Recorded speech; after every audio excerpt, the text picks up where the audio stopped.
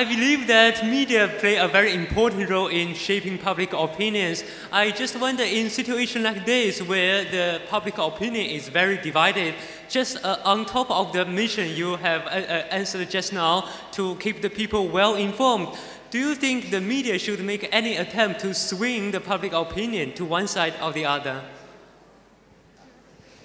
To screen the public opinion. Yeah. Swing the public opinion. I see. Thank you for your question. That's a good one. To swing the public opinion, no, absolutely not. The media's role definitely is to facilitate dialogue. We might represent the voices that are on the ground, and to some extent, different reporters will take different stands. Like for me, when I write my columns, I take a personal stance on the issues, but when we report, we mainly try to convey the main points of the debate, whether it's from the government side, whether it's from the side of the citizens. But this facilitating of dialogue is very much determined by the people. There are some people who believe that the media has a role, and of course it does. And it's been publicly stated that the Straits Times, for example, believes in nation building. So it definitely supports finding consensus, trying to solve disputes, to heal divisions, and in that respect, we try and influence public opinion. But in terms of swinging from one to the other, I don't think we specifically do that. I don't know if Zuraidah wants to add something. Thank you. Thank you very much for the question. Do we have any other questions from the audience? Hi, it's me again. Talking about multiculturalism. No, just not yourself. Okay, talking about multiculturalism, right? What's your understanding of multiculturalism? What's the core of multiculturalism? Is it accommodation or assimilation? Should foreigners be assimilated to local society, or they should be accommodated so that the society has more diversity? What's your understanding to it? Okay, my understanding of multiculturalism as to whether it should be a form of accommodation or assimilation, this is a classic GP question that I was also asked to answer when I was 18. So, I don't think the answer is so clear-cut. I don't think it can be, yes, it's accommodation, or yes, it's assimilation. I think it all depends, right? For assimilation matters, if you want to be a citizen, you have to do national service. And to me, that's a form of assimilation. You want to be a citizen? No two ways about it, you have to do national service. Accommodation, well, if you want to eat different food, you want to cook your pot of curry, I have to accommodate you. So it's about give and take. It's about being able to accept and respect difference.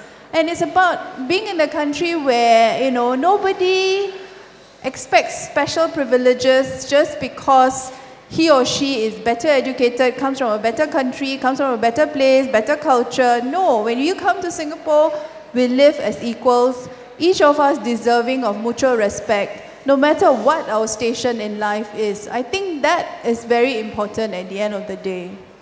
Thank you. Thank you so much for being so proactive and asking questions. Here, I see we have a question over there. Hi, can you hear me? Okay, so the other day my friends and I were discussing about a Facebook post that they saw from a foreigner who was talking about how she was molested on the bus. And the post kind of went viral, and a lot of the comments were from Singaporeans who were saying how she deserved it because she's a foreigner.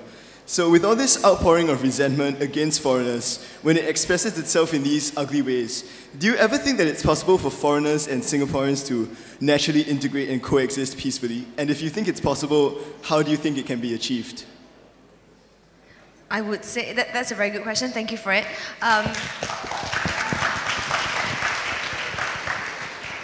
And in my answer, I would say, don't believe what you read on the internet.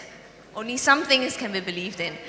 This Facebook post that you have mentioned actually makes a very good point, and I think that people, the way they react online is very different from the way they react. If that woman stood in front of you here, would you say that she deserved it, whether she was a foreigner or not? You wouldn't. But behind the cloak of anonymity, plenty of people online get very mean and they make all sorts of nasty comments, but that does not necessarily mean the same thing is happening physically in Singapore. So I think we need to make that clear, and we also need to regard the online space as something different, that people are more, liberal, people are more, they don't hide their feelings on the internet. But in terms of this feeling between local citizens and foreigners, I believe absolutely yes. And I believe that we are decent people, that we want to integrate. And I go back to my point about our ancestors being also foreigners who come to Singapore to make a better life.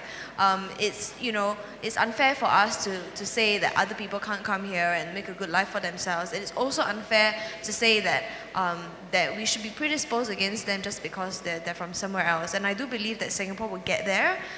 We need to solve the problems of crowdedness at the moment, which is causing all this tension. But it is an ongoing process. Thank you.